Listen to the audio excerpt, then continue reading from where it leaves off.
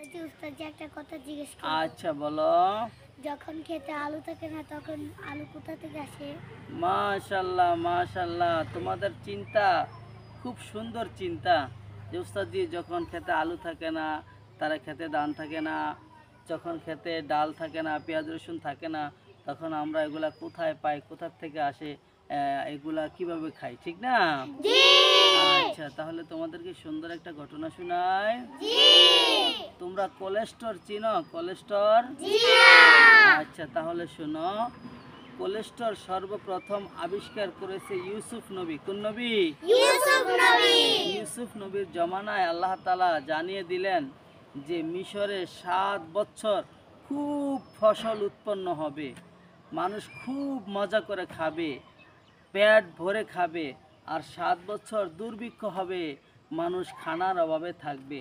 তখন ইউসুফ নবী বুদ্ধি করে মাটি খনন করে, মাটি গর্ত করে অনেক বড় একটা হাউস বানাইলেন।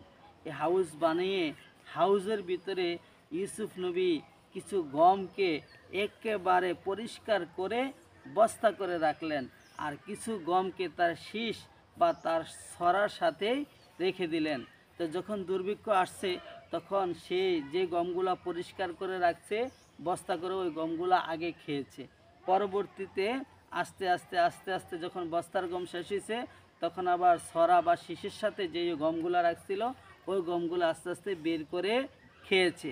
এখন তোমরা বলবা, হুজুর, গম বস্তা করে রাখছে, আবার গম ছড়ার সাথে রাখছে কেন? এজন্য রাখছে যে বস্তার গমগুলা আগে খেয়ে ফেলবে।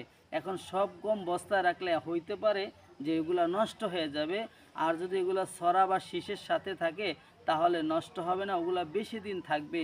এজন্য ইউসুফ নবী সর্বপ্রথম কোলেস্টর আবিষ্কার করেছেন, যেখানে খাদ্য মানে শস্য, রসুন, পেঁয়াজ, চাল, ঢাল, তেল, লবণ সমস্ত কিছু মজুদ করে রাখা হয়। এটাকে বলা হয় কোলেস্টর। এটাকে বলা হয় কি? কোলেস্টর অথবা গোডাউন। তো এই সর্বপ্রথম কোলেস্টর বা গোডাউন আবিষ্কার করেছে ইউসুফ নবী। তাহলে বুঝছো তোমরা?